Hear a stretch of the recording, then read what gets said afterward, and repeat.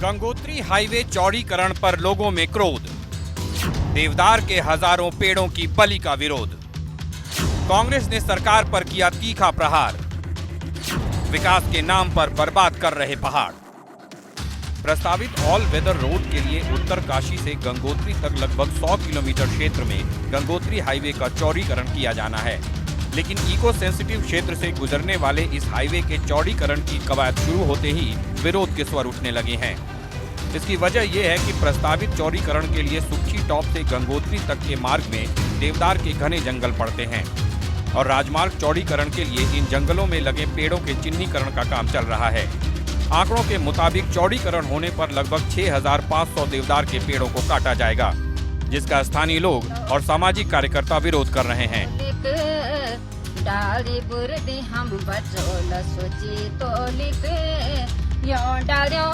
लोगों का कहना है कि चौड़ीकरण के नाम पर वन संपदा को नष्ट करना सही नहीं है और इससे इस संवेदनशील क्षेत्र में भूस्खलन का खतरा और बढ़ेगा। इसलिए सरकार पेड़ों को सुरक्षित रखते हुए चौड़ीकरण के लिए किसी और विकल्प पर विचार करे। सामाजिक कार्यकर्ता चौड़ीकरण को लेकर बीआरओ पर भी सवाल खड़े कर रहे हैं। सही निष्पक्ष जो है सही रिपोर्ट केंद्र सरकार के पास पहुंचे और हम भी इस पक्ष में हैं कि सड़क चौड़ी हो, लेकिन बिना अगर पर्यावरण को नुकसान किए हुए अगर सड़क और इसकी पूरी संभावना दिख रही है। हम लोग इसीलिए आज आए हैं कि हम हर एक पैच पे रुके हैं, इसकी पूरी संभावना प्रबल संभावना दिखी है यहाँ पे कि आप पेड़ों को बिना काटे भी जो है आप इस सड़क को, और बीआरओ ने ये पहले किया भी है। अगर हम भटवाड़ी से आगे आते हैं गंगानी तक तो उन्होंने जो है छोटे छोटे पैच पे नीचे की तरफ बड़े बड़े पुस्ते करके उस पर पूरी फीलिंग करके सड़क को चौड़ा किया है। विपक्षी कांग्रेस ने भी गंगोत्री हाईवे के प्रस्तावित चौड़ीकरण के लिए सरकार पर निशाना साधा है। कांग्रेस प्रदेश अध्यक्ष करण माहरा ने कहा है कि Badrinath Kedarnath all weather road के नाम पर किस तरह से राज्य के पर्यावरण को नुकसान पहुंचाया गया, ये सबके सामने है और अब राज्य के दूसरे हिस्से में भी इसी तरह से पहाड़ को बर्बाद करने की तैयारी चल रही है। वहीं बीजेपी का कहना है कि राज्य में विकास के साथ पर्यावरण का ध्यान रखकर ही काम किए जा रहे हैं और प्रस्तावित गंगोत्री हाईवे चौड़ीकरण में स्थानीय लोगों की भावनाओं का भी पूरा ख्याल रखा जाएगा। निश्चित ही ये रुकना चाहिए। हम एक चार धाम यात्रा वाली जो हमारी 4 लेन रोड है उसको देख चुके हैं, जिसको ऑल वेदर कह रहे हैं। हालात क्या आप देख लीजिए, आज जो पुरानी सड़क थी उससे भी कम सड़क रह गई है। लगातार चट्टानें गिर रही हैं, नुकसान हो रहा है, लोगों की ज़मीनें कट गई, लोगों के यहाँ कटाव हुआ है और आज उसकी देखरेख भी सरकार नहीं कर पा रही। पहले जो है उसको बचा लें और फिर और बात होगा। पेड़ों का कटान कतई स्वीकार नहीं होगा। वैकल्पिक रास्ता कोई सरकार को इसके लिए ढूंढना चाहिए। निर्माण के फेज में थोड़ी बहुत दिक्कतें ज़रूर आएंगी, लेकिन बड़े पैमाने पे उन क्षेत्रों का जहाँ पे सेंसिटिव जोन है उनका ट्रीटमेंट हो रहा है और आने वाले समय में और भी बेहतर ये सड़कें होंगी। तो मैं सिर्फ ये कहना चाहूँगा कि गंगोत्री राष्ट्रीय राजमार्ग बहुत ही महत्वपूर्ण एक राष्ट्रीय राजमार्ग है। पर्यटन और तीर्थाटन के दृष्टिकोण से निश्चित रूप से उसके चौड़ीकरण की मांग हो रही है, लेकिन उसमें पर्यावरण का भी ध्यान निश्चित रूप से रखा जाना चाहिए। गंगोत्री हाईवे के जिस क्षेत्र में चौड़ीकरण का काम होना है वो इको सेंसिटिव जोन में आता है। पर्यावरण के लिहाज से बेहद संवेदनशील इस हिमालयी क्षेत्र को सुरक्षित रखने में वनों की अहम भूमिका है। के नाम पर इन घने जंगलों में खड़े हजारों देवदार के पेड़ों की बलि देने की योजना है, जिसके विरोध में स्थानीय निवासी खड़े हो गए हैं। अब ये सरकार की जिम्मेदारी है कि इकोनॉमी के साथ इकोलॉजी का ध्यान रखते हुए आगे बढ़े और स्थानीय लोगों को इस बारे में जागरूक भी करे। देखना होगा कि सरकार ऐसा करती है या पेड़ों की रक्षा के लिए विरोध की ये चिंगारी विस्फोटक रूप लेती है। देहरादून से संवाददाता अशोक कुमार के साथ ब्यूरो रिपोर्ट, हिंदी खबर। और इसी मुद्दे पर चर्चा करेंगे। चर्चा करने के लिए खास पैनल हमारे साथ जुड़ चुका है, जिनसे आप सभी का तारुफ करा दें। हमारे साथ नवीन पिरशाली जी जो कि बीजेपी के नेता हैं वो जुड़ चुके हैं। साथ ही कांग्रेस का पक्ष रखने के लिए प्रदेश प्रवक्ता शीशपाल सिंह बिष्ट जी हमारे साथ जुड़ चुके हैं। पर्यावरणविद त्रिलोक चंद और अरुण शर्मा वरिष्ठ पत्रकार भी हमारे साथ जुड़ चुके हैं। आप सभी का बहुत स्वागत करती हूँ हिंदी खबर में। मैं शुरुआत त्रिलोक चंद जी मैं आपके साथ करना चाहूंगी, चूंकि देखिए प्रदेश में विकास हो रहा है और निश्चित तौर पर विकास की पटकथा नए तौर पर डबल इंजन सरकार फिलहाल लिख रही है, लेकिन क्या वाकई में पर्यावरण को नुकसान पहुंचाने की कोशिश हो रही है? नमस्कार सभी लोगों को, मेरा नमस्कार। जिस तरीके से देख रहे हैं कि पर्वतीय अंचलों की अगर मैं बात करूं कि हम तो ग्रामीण क्षेत्र के रहने वाले हैं, गाँव की पीड़ा हमने देखी हुई है, और पर्वतीय अंचलों में जिस तरीके से हम उत्तरकाशी की बात करते हैं या आप ये जो रोड चौड़ीकरण की बात चल रही है, हाँ। इससे कहीं ना कहीं हम देख रहे हैं कि हमारे जो पहाड़ हैं खोखले हो चुके हैं। ठीक है, विकास भी गति तक ठीक है, विकास होना चाहिए। उस विकास से क्या करें, जिस विकास के कारण जो है कि पूरा जनधन ही प्रभावित हो जाए। आज अगर हम उत्तरकाशी की खूबसूरती की बात करें तो ये यहाँ की खूबसूरती किसी सरकारों ने नहीं बनाई है, ये खूबसूरती प्रकृति ने दी है हमको, और जो सुंदरता प्रकृति ने दी है उसके साथ छेड़खानी करके उनको नुकसान पहुंचाया जा रहा है विकास के नाम पे।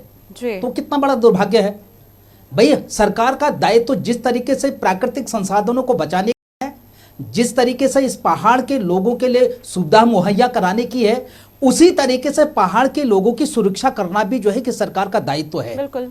क्या सरकारों के माध्यम से इस तरीके के प्रस्ताव पास करके यहाँ का प्राकृतिक संतुलन बिगड़ जाएगा?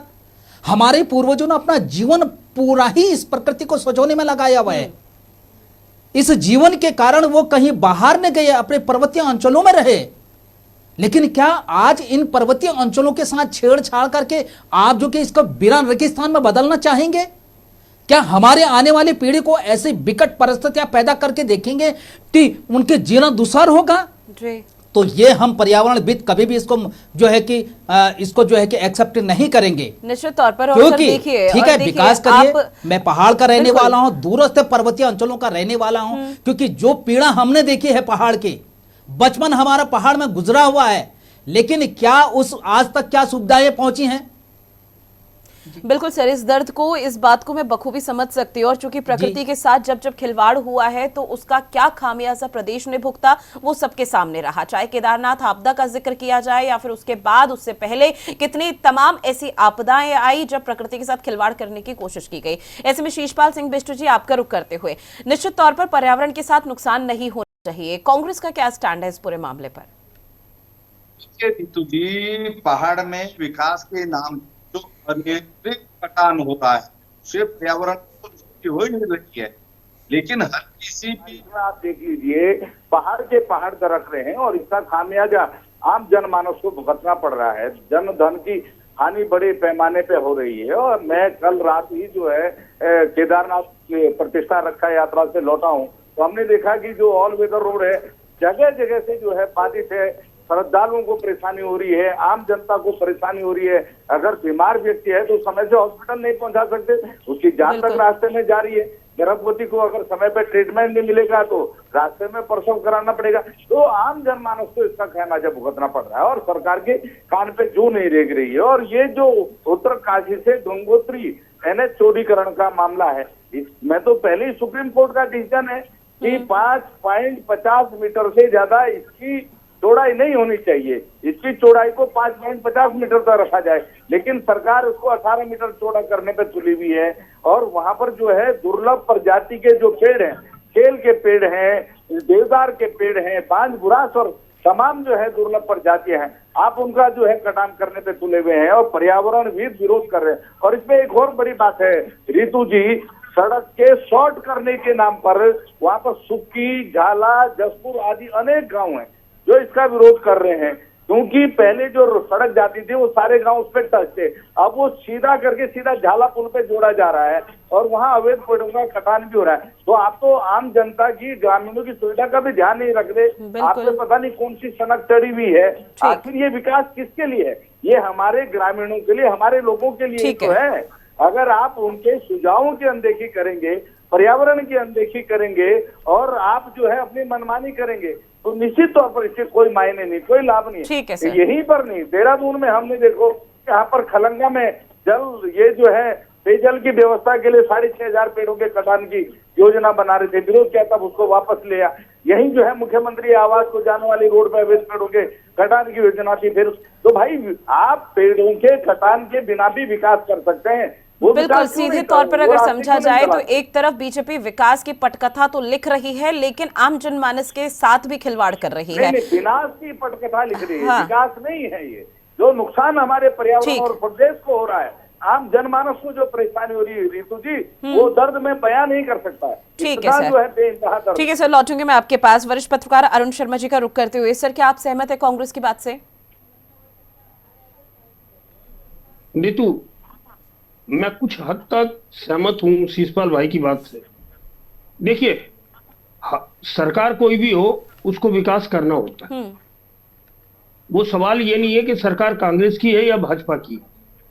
विकास विकास होता है और विकास के लिए हमेशा कुछ ना कुछ कुर्बानी देनी होती है। हमने इससे पहले भी देखा कि जब टिहरी डैम का बड़ा मुद्दा था जी, टिहरी डैम के समय हमारे सुंदरलाल बहुगुणा जी लंबे समय तक अनशन पे बैठे और वहीं उन्होंने बांध नहीं बनने दिया। बाद में वो बांध बना, उसकी लागत कितनी बढ़ गई वो अलग विषय है, लेकिन एक लंबे समय तक वो बांध लटका रहा, लेकिन बना और उसकी लागत बढ़ी। उसका नुकसान कहीं ना कहीं पूरे देश को हुआ कि उसमें से जो बिजली लगभग 10 साल पहले आ जानी चाहिए थी वो 10 साल बाद आई। ये पूरे देश का नुकसान हुआ। ये सही बात है कि विकास और पर्यावरण को संतुलित करके चलना पड़ेगा। होता यह है कि हम विकास के नाम पर पर्यावरण की अनदेखी करते हैं, और जब जब हमने पर्यावरण की अनदेखी करी, पूरी कौम को नुकसान उठाना पड़ा, पीढ़ियों को नुकसान उठाना पड़ा, और इसके तमाम उदाहरण पूरी दुनिया में। बिल्कुल।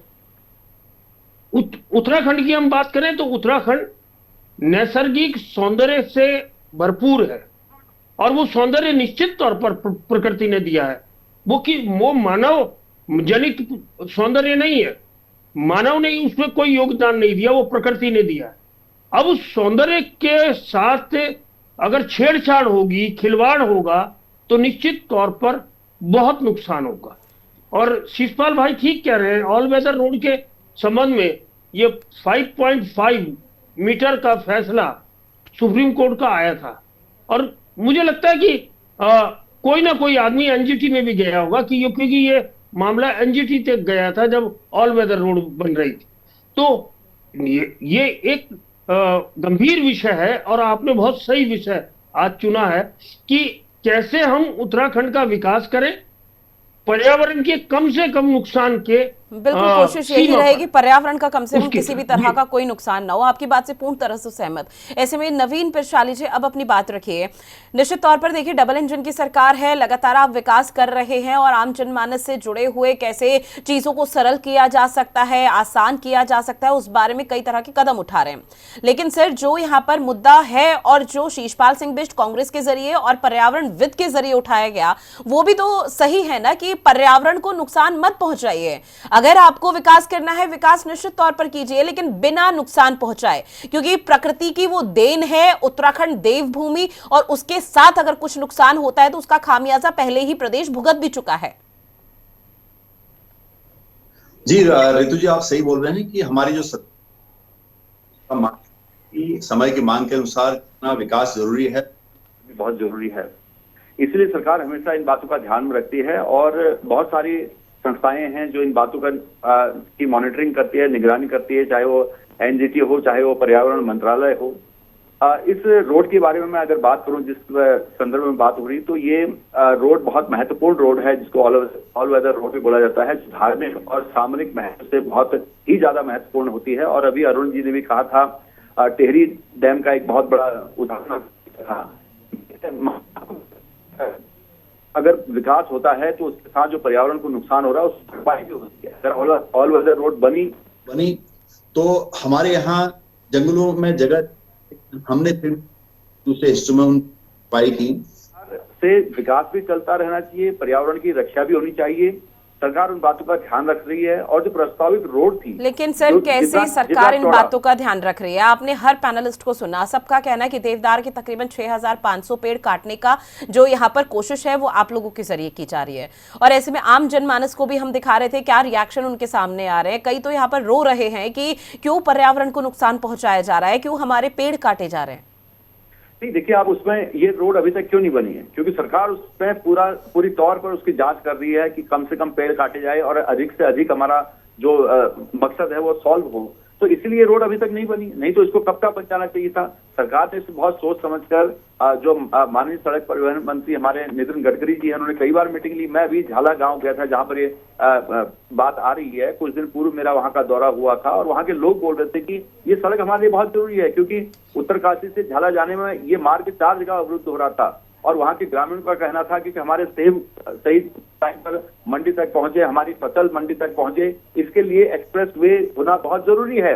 और जब ग्रामीणों की मांग है और सरकार की मांग है, सामरिक महत्व से है, धार्मिक महत्व से है, इस सड़क का महत्व है, तो क्यों ना हम इसको एक अच्छे से समाधान निकाल के करें। विपक्ष इसमें एक राजनीति अलग तरीके से कर रहा है, लेकिन मैं समझता हूं कि भारतीय जनता पार्टी की सरकार ने उत्तराखंड में एक विकास गाथा लिखी है और विकास विनाश के बल पर नहीं बल्कि वैज्ञानिक विकास हो रहा है। ठीक है सर, एक और सवाल आपसे सर, एक और सवाल आपसे नवीन जी, आपने कहा है कि विपक्ष इस पूरे मुद्दे को लेकर राजनीति कर रहा है। ठीक है, विपक्ष को थोड़ी देर साइड रख दीजिए, लेकिन पर्यावरणविद वो लोग तो लगातार कह रहे हैं कि पर्यावरण को नुकसान पहुंचाया जा रहा है और नुकसान पहुंचाने की कोशिश न सिर्फ अभी से बल्कि पहले भी की गई और उसका जो खामियाजा है पूरे प्रदेश भुगत रहा है। पूरा प्रदेश नहीं बल्कि पूरे देश भर ने देखा है। एक तरफ यहाँ पर कोशिश ये की जा रही है तमाम बीजेपी शासित राज्यों में किसी तरह से पेड़ लगाए जाए, पेड़ों को उगाया जाए और पर्यावरण क्षेत्र बनाया जाए। वहीं दूसरी तरफ देवभूमि जो कि प्रकृति की देन है, वहां पर इस तरह से कटाई हो रही है। आपने कहा कम से कम 6500 का जो आंकड़ा सामने आया है, क्या ये कम से कम होता है? नहीं, अभी आंकड़ा ये कोई मुझे नहीं लगता कि आंकड़ा सही है या क्या है। इस आंकड़े में बहुत कमी इसमें की गई है और मिनिमम जो कटान होगा उसके लिए सरकार बात कर रही है और उसके लिए सड़क की चौड़ाई को भी कम किया गया है। कई बैठकें हुई है, जितनी उसको प्रस्तावित ये चौड़ाई थी उस प्रस्तावित चौड़ाई को भी कम किया गया है, तो ताकि कम से कम नुकसान हो। लेकिन मैं फिर ये कह रहा हूं कि सरकार चारों तरफ से इसको चिंतन मंथन कर रही है और सरकार के लिए विकास। ठीक है, शीशपाल सिंह बिष्ट जी जवाब दीजिए। कांग्रेस महज इस पूरे मामले को लेकर राजनीति कर रही है और कुछ नहीं। देखिए रीतू जी, कांग्रेस पार्टी ग्रामीणों के साथ है, जनता के साथ है और जनता जो मांग कर रही है सरकार को उस पर ध्यान देना चाहिए, ना कि अपनी हठधर्मिता दिखानी चाहिए। मैं भाजपा के प्रवक्ता को याद दिलाना चाहूंगा, कांग्रेस की सरकार के दौर में उत्तरकाशी जनपद में ही लोहारी नागशाला और मनेरी भाली जैसी बड़ी जल विद्युत परियोजनाएं बन रही थी। उन पे हजारों करोड़ रुपए खर्च हो गया था, लेकिन पर्यावरणविदों ने जब आवाज उठाई तो हमने उन परियोजनाओं को बंद ही नहीं किया, बल्कि में जो नुकसान हुआ था उसके भरान के लिए भी अलग से बजट जारी किया। तो कहीं ना कहीं हमें जनहित में, पर्यावरण के हित में फैसले लेने पड़ते हैं, भले ही वो फैसले जो है विकास के नाम पर फैसले होते हैं दुखदायी। हमने इस नवीन जी एक एक करके, नवीन जी उतना समय नहीं है मेरे पास, इसलिए प्लीज डिबेट की गरिमा को बनाए रखिए। नवीन जी एक एक करके कर सकते। देखिए रीतू जी, मैं यही कह रहा था कि अगर ग्रामीण विरोध कर रहे हैं, ये कह रहे हैं कि मैं झाला गया था, लेकिन झाला, सुखी, जसपुर और अनेक ग्रामीण के गांव के लोग क्यों विरोध कर रहे हैं? वो इसलिए विरोध कर रहे हैं। लेकिन सर वही तो बीजेपी नवीन पिरशाली जी के जरिए भी यही कहा गया कि कुछ ग्रामीण ऐसे हैं जो पूरी तरह से राज्य सरकार का समर्थन कर रहे हैं, सहयोग कर रहे हैं। वो चाहते हैं कि ठीक है, पर्यावरण को अगर नुकसान पहुंचाया जा रहा है, थोड़े बहुत पेड़ काटे जा रहे हैं तो ठीक है, लेकिन ऑल वेदर रोड बननी चाहिए, किसी तरह से विकास रुकना नहीं चाहिए, ऐसा ग्रामीणों का कहना। नहीं रीतू जी, ऐसा वहाँ के ग्रामीण नहीं कह रहे हैं। वहाँ के ग्रामीण कह रहे हैं कि जो हमारा पुराना मार्ग है उसी को चौड़ीकरण किया जाए। ये जो नया मार्ग निकाल रहे हैं, इस पर अधिक से अधिक पेड़ कट रहे हैं, उसका विरोध हो रहा है शॉर्टकट के नाम पर। ठीक है नवीन जी, जल्दी से अपनी बात रखिए, उसके बाद त्रिलोक चंद जी मैं आपका रुख करूंगी। अनदेखी कर रहे हैं भाई। देखिए, मैंने ऋतु जी मैं पहले ही कह चुका हूं कि कांग्रेस को इस मुद्दे का पता ही नहीं है। कांग्रेस तो वह है जो पहले सुरंग खोद देती फिर उसको भरती है, तो इनके तो तुगले के फैसले बहुत यहाँ पर देखे। लेकिन भारतीय जनता पार्टी की सरकार की बात मैं यहाँ पर कर रहा हूँ कि ये सड़क बनाने में देरी इसलिए हुई कि चारों तरफ से इसका चिंतन मंथन किया गया।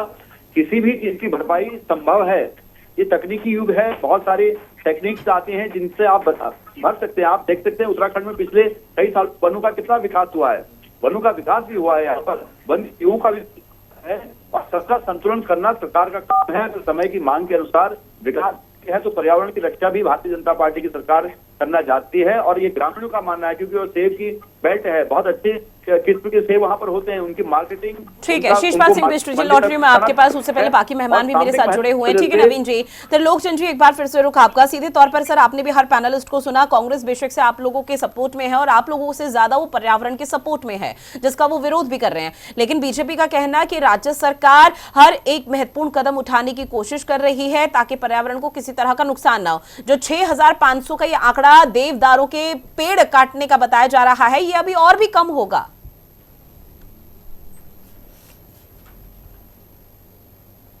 त्रिलोक जी। बिल्कुल रितु जी, आप सही कह रहे हैं। जी जी जी, आप बिल्कुल सही कह रहे हैं कि जो भी पैनलिस्ट में जो कि कांग्रेस के हमारे नेताजी हैं या बीजेपी के नेताजी हैं, उन्होंने अपने मुद्दे रखे और उत्तराखंड के लोगों ने इस राज्य में दोनों को ही जो है कि यहाँ पर सरकारें दी हैं जी, चाहे कांग्रेस की सरकार की बात करें चाहे बीजेपी की सरकार की बात करें, सरकारें दी हैं। तो किसी सरकारों ने क्या किया कि प्राकृतिक संसाधनों के साथ छेड़खानी की, पेड़ पौधे कटे, जबकि पूरे देश में एक पेड़ माँ के नाम पे चल रहा है जी। वो संदेश हमको ये देता कि पेड़ पौधे बचाने का संदेश देता है।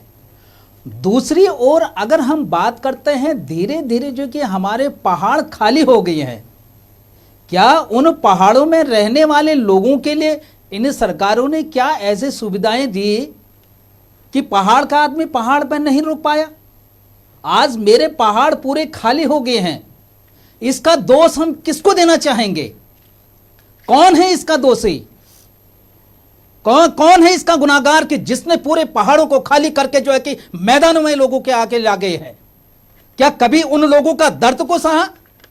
कभी उन लोगों की पीड़ा को समझे कि हमारी माताएं बहनें किस तरीके से अपना जीवन यापन करते हैं पहाड़ों में, किस तरीके से वह आज भी बाघ और भालू के जो है कि शिकार हो जा रहे हैं? क्या इस ओर इन्होंने जो है कि कभी ऐसी कार्य योजनाएं बनाई? जहां के लोगों ने सबको समर्थन दिया है, सबको सत्ता दी है, लेकिन पहाड़ का आदमी पहाड़ का जैसा ही रह गया। बर्फ पड़े तो वो सफेद हो जाता है, बर्फ सूखी, ठंड का मौसम आया तो वो बिल्कुल भूरा कलर का हो जाता है। यही जिंदगी हम पहाड़ के लोगों की है। इस ओर आज जो है कि हम कहते हैं कि पहाड़ बसाओ, पलायन आयोग बनाओ, ये तमाम आयोगों बनाओ, किसके लिए बनाएंगे आप? हमने कई इस प्रकार के सुझाव दोनों सरकारों को दिए हैं।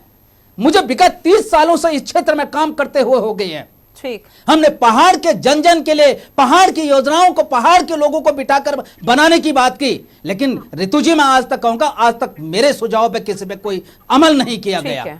हमने कहा कि मनरेगा के माध्यम से जो सड़कें, ये तमाम योजनाएं आपकी बन रही हैं, इस मनरेगा की योजना से पहाड़ के खेतों को आबाद करिए, पहाड़ के उत्पादन को आबाद करिए, पहाड़ में जो संसाधन है उनको जुटाइए। लेकिन आज तक वो धरातल पर नहीं आए। लेकिन आज आप आते हैं कि एक कहता कि हम इस चीज को बताएं, हम ये बताएं। ठीक है, जब सरकार, हम पहाड़ के लोगों की उम्मीदें आप पे हैं क्योंकि आप सरकार चला रहे, लेकिन पहाड़ की पीड़ा भी तो समझिए आप। बिल्कुल, पहाड़ के लोग कहाँ जाएंगे, किसके पास भटकता रहेगा, को आप लोगों को समझना बेहद जरूरी होगा। ये तमाम सवालों का जवाब की बजाय इस दर्द को समझिए, इस पीड़ा को समझिए, क्योंकि ये दर्द ना सिर्फ त्रिलोकचंद जी का है बल्कि ये पूरे पहाड़ के लोगों का है कि किस तरह से वो पलायन कर देते हैं। क्योंकि सरकार आती और जाती रहेगी, लेकिन पलायन का जो मुद्दा है या जो पर्यावरण और विकास को लेकर आप आज जिस मुद्दे पर हम बहस कर रहे हैं, वो हर दोनों ही पार्टियों के शासन में रहा।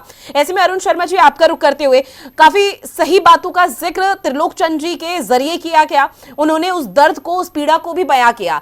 लेकिन सर, ये बात भी तो सही है कि एक पेड़ मां के नाम चलाया जा रहा है, लेकिन उत्तराखंड देवभूमि में विकास के नाम पर एक पेड़ काटने का काम किया जा रहा है। वो किसके नाम? देखिए रितु, होता यह है किसी भी सरकारी योजना में जितने पेड़ काटे जाते हैं उतने ही पेड़ कहीं ना कहीं लगाए भी जाते हैं।